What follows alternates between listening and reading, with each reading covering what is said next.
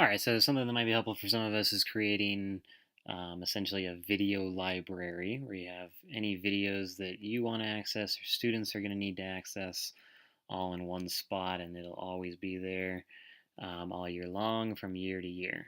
So I'll show you quickly how to do that, and you can do it based on the things you've already learned so far, but just as a quick review. So you'd go to your site. I'm going to go ahead and create a new page, and I'm going to call it Video Library.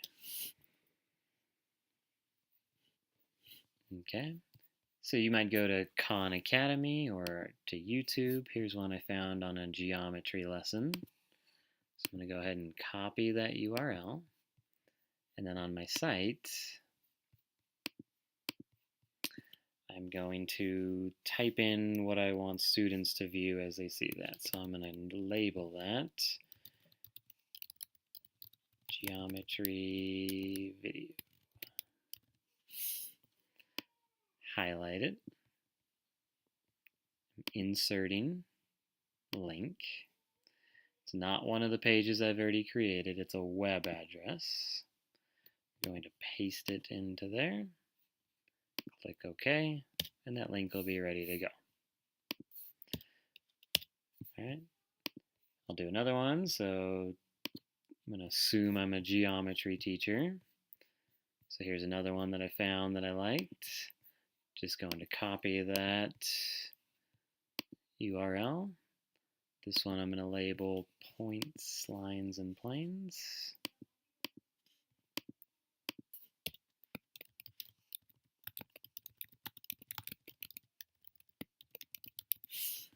Highlight it. Insert link. Again, I'm copying and pasting a web address, a URL, and I can continue with that. So I'm going to go ahead and hit save so that those are saved there. So as it stands right now, this video library is just kind of on my site, but it's not accessible to students. So I'll just quickly show you again how you get there if you've forgotten. So I'd go to settings. This is edit site layout. I'm going to put it under my class resources under home. And this is a page that I'm adding, so it's going to go with these ones. And then it shows all the pages that I've created associated with this site. So this one was my video library, so I click that and click OK. Now my video library is there. I'm going to go ahead and move it up past the Contact Me. Click OK, and then it'll show up there. Click Close, and now it's there where students can click on it and go right there.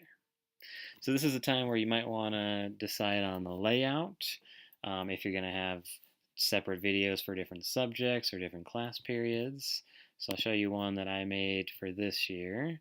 So it's my Science and Social Studies video library. So I created a layout of 2 different columns, and then I just kind of played around with the different font, bolds, and italics to make it clear. So this was my science one, so this is our different science units in bold and underline, and then the different videos that go with them. Same with social studies, I have my different unit names and then all the videos that we're going to use with that.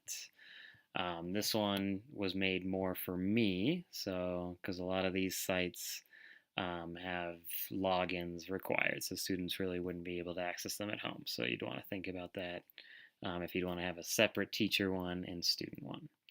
If you ever get to the point where you want to try like a blended learning classroom, I'll show you one from last year. I was teaching 3rd, 4th, and 5th, so I wasn't able to teach math. I had to break into their different grades. I wasn't able to teach them all at once. So I set up a blended learning classroom. So I had a math video library. All the 3rd grade videos were broken down, Unit 1, Unit 2, down like that. So students would go to my site on their computer or their iPad. I'd write on the board, okay, you're doing 1-7 today. They'd click there. It would take them straight to a site where they could see the lesson for that day.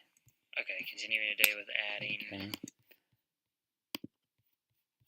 So maybe in the future that's something you'd want to look at. And then pretty nice. I had this year to year. If a student missed class, I could just send the page home to parents, send the link home to parents, that is. Students could watch it in class, they could watch it at home and be ready to go the next day. So, a lot of different options you could do with that. So, if you were setting up a page like this, I inserted probably close to 300 links onto this one page. And that's just to show you the capabilities of your Google site, of what you could do with it. So that would be your video library.